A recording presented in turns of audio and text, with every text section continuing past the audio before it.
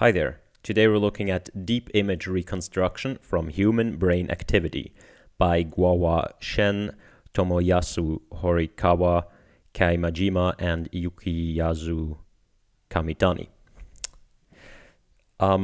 This is like reading thoughts.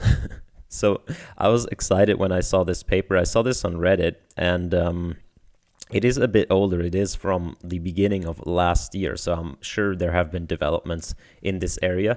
But basically, what this paper does is it will have a human look at a picture, as you can see, for example, right up here. It will measure the MRI activity. Then it will use what they call a feature decoder in order to map that MRI activity to features of a deep neural network. And then they will reconstruct the image that is closest to those features in the neural network. And by reconstruction, they get out an image of what the human sees. So we're going to explore this pipeline right here. But it's pretty cool, and if it works, it basically means that we can read someone's thoughts. But of course, there's going to be issues and problems. So first of all, this is all visual. They measure the activity in the visual cortex right here. So let's break it down to the individual parts. The individual parts here, the fMRI, that is a machine we cannot control, right? So you measure the fMRI activity, and that's basically measures which of these cells in your brain use oxygen. It's functional fMRI, it's not structural. So it measures which ones are active, and that's how you would see which parts of the brains are active. And I think the resolution on these things has gotten very, very good. So you can make out very fine-grained activation patterns in the neurons. And they measure the visual cortex, which is the part responsible for basically visual stimuli, so for seeing things. Now, they need this feature decoder, but because ultimately what they want to do is they want to have these features correspond to features in a neural network. This DNN here is like a VGG, I think a VGG16 or a VGG19. It's called a VGG16 network. This is a couple of years ago. These architectures were very popular for ImageNet, and they're fairly basic. So what that means, it's not like a super duper inception net where you have like layers within layers and so on. They're pretty straightforward convolutional neural networks with nonlinearities and pooling. Here you can see there's a bunch of layers, then there's pooling, there's a bunch of layers, there's pooling, and so on. So what you want to look at are these layers of the deep neural network, right? The individual layers, and you want to basically put an image right here into the neural network and then observe its features in the neural network. And then you want to put the same image through the human, and then you observe the MRI features. And you know that this is the same image. So you can basically learn a feature decoder. This is going to be another sort of machine learned, maybe a neural network. I haven't actually read. This could be just like a linear regression or a neural network. Just a regression from that maps the fMRI to the features. So this is what you have to learn. Basically, they took a bunch of humans, stuck them in an MRI machine, right?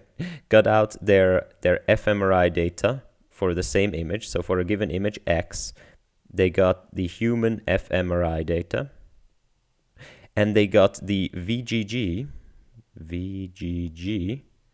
they got the features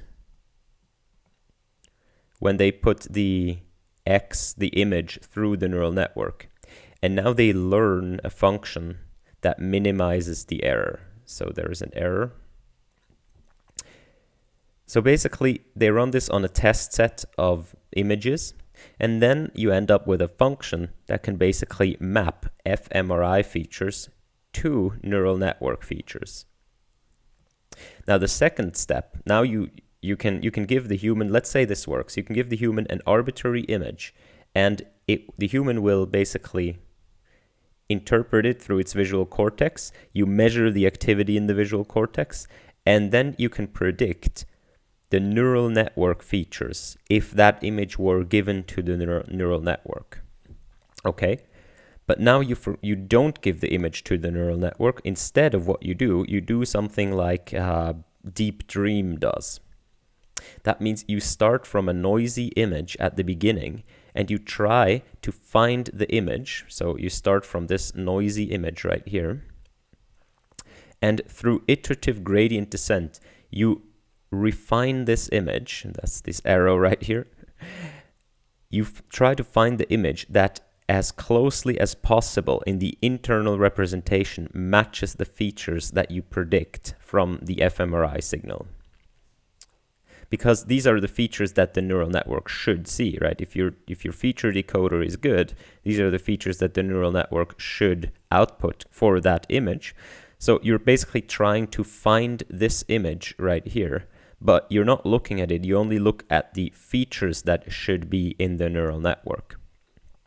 So after a bunch of steps of refining that image, you basically end up with an image that corresponds to these features, and then you can look at it. And it usually looks something like this. We're used to these kind of things from neural networks. And if I invite you to look at something like the OpenAI Atlas, if you want to understand how this is done, but basically we can get the image that most faithfully corresponds to these features. Now, this doesn't always work super well because there are actually, since the neural network is sort of a dimension reduction technique, there are many images that correspond to the same features, and they often end up like really weird. So what they do is they have this deep generator network as a prior. Basically, this is the generator from a GAN, from a generative adversarial network. So this network right here is really good at just producing naturally looking images. And now, because we have that, our task is not going to be to start from this image right here. Our task will be to do the exact same thing, but with the input to the deep generator network. So basically, what we're trying to do is we're trying to find the input vector to the deep generator network such that these features right here correspond to the features that we predict from the fMRI activity. And because the deep generator network is trained to produce natural looking images, this will always give us sort of a natural looking image, no matter what our input vector is. So thereby we basically constrain the optimization procedure to only output natural looking images. So let's see how well this works. So these are the reconstructions. I have to say they're training and testing set. So up here, this procedure where we learned right here, this would be done on a training set of images, and then they expose the humans to testing set of images. So this reconstruction right here would happen on images that the feature decoder wasn't trained on.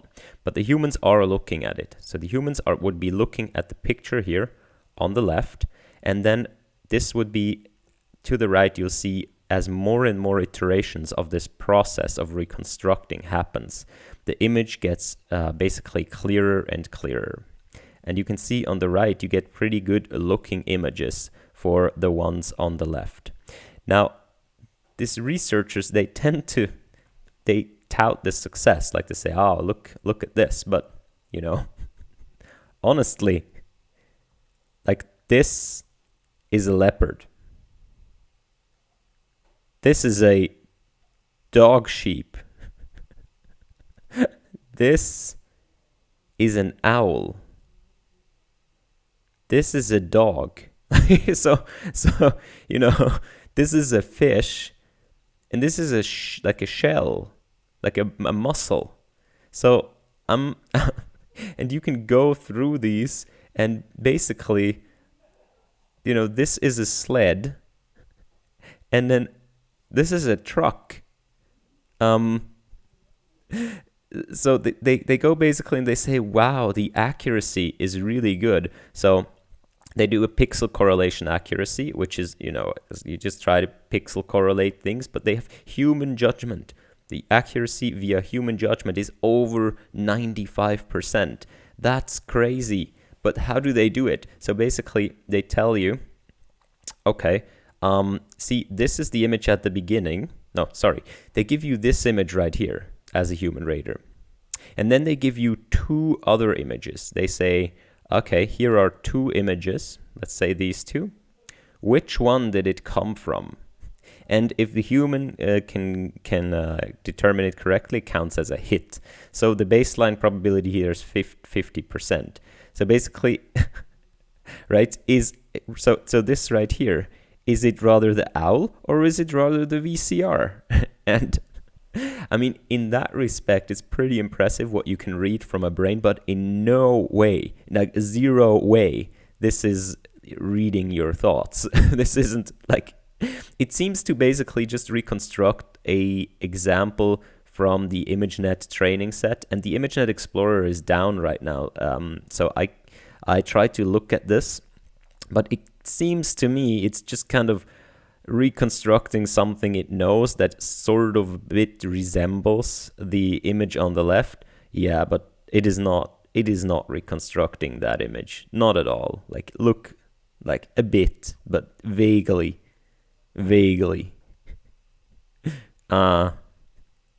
But they do some more investigation into this. Okay, so, well, first of all, here you can see what happens without this deep generator network. So when you have unconstrained search, then it is even worse, right? You get like big pixel meshes right here. So you need this kind of prior over natural images. But the prior, I think the prior here comes through a bit much, because the prior might be in part responsible for why the images just show something else than you see. They go into an investigation of and they discover if you use more layers to reconstruct, the reconstruction gets better. So here, according to human judgment, if you just reconstruct from the first layer, you don't get very good reconstruction.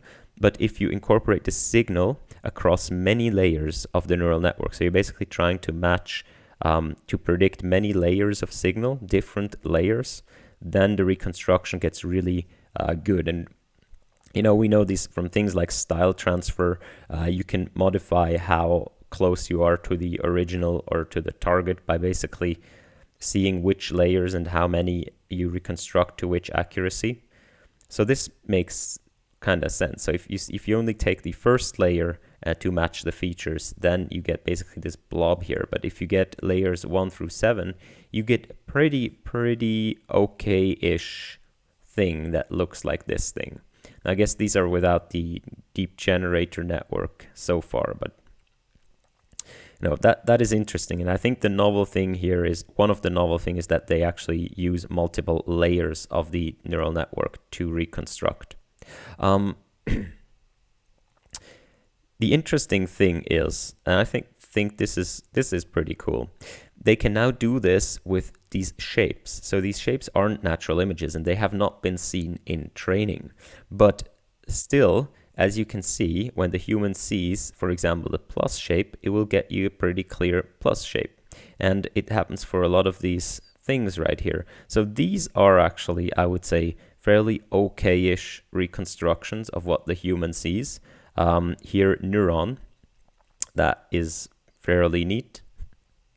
And for the alphabetical letters and shapes, you see again even the pixel correlation now is pretty high, but the human judgment, again, high. And here the human judgment kind of makes sense, right? If you ask, is it like this shape or this shape, then it makes more sense to evaluate it like this.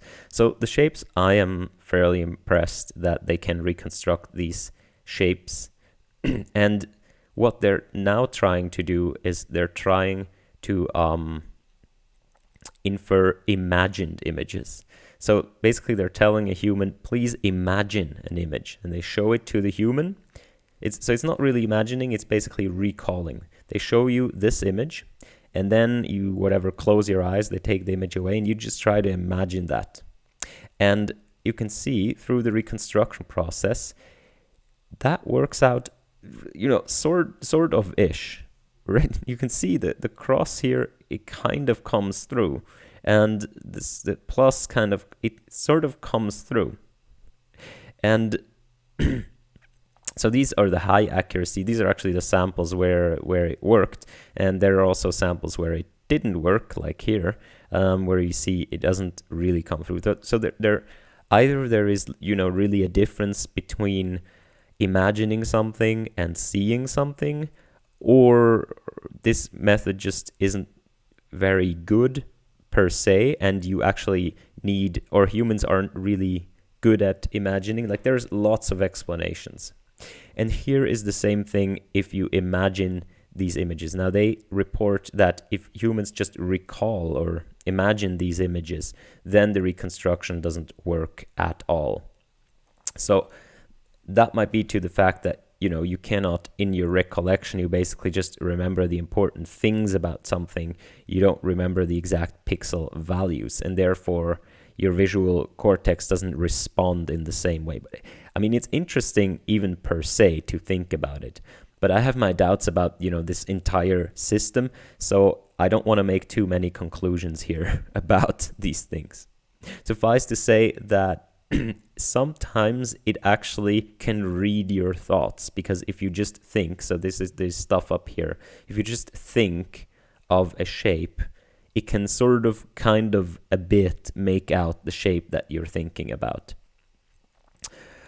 All right, this was it for this paper. I'm basically mainly wanted to show you what I found, and I have to say I'm pretty impressed with this, even though like this is a laptop. This is not a VCR. This is a VCR. It's more of a nearest neighbor thing, really, than a reconstruction, I think. But that's my opinion, right? Yes. So if you like this, give it a like, subscribe if you're still here, and I look forward to next time. Bye-bye.